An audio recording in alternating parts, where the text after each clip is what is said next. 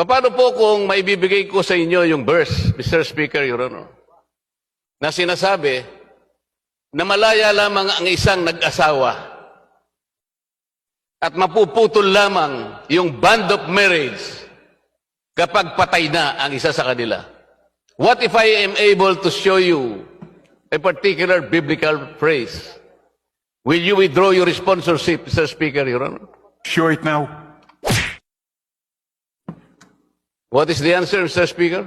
Please show it now. If you are accepting the challenge, could you tell us where in the Bible this phrase, till death do us part, appears?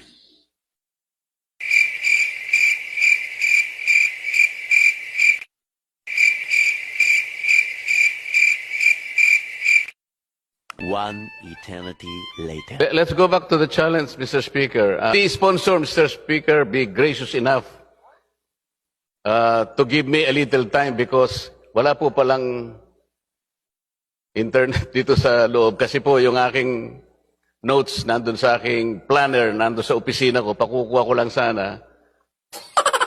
But if the sponsor will agree that if I am not able to bring to him today the particular verse in the Bible, I withdraw all my interpellation. Otherwise, if I am able to give him the complete verse in the Bible, he will withdraw his sponsorship, Mr. Speaker. I will never withdraw my sponsorship.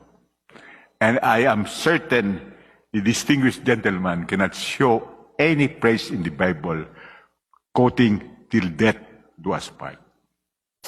On the strength of my oath, But if the gentleman cannot show this, then most probably he should vote for the bill.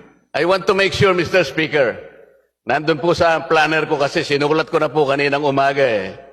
I want to make sure, ayaw ko pong magkamali. Kaya kung papayag po kayo, magkaibigan naman po tayo eh.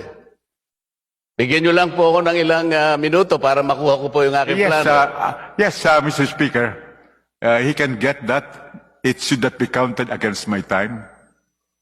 So, kailan ko po pwedeng ibigay sa inyo?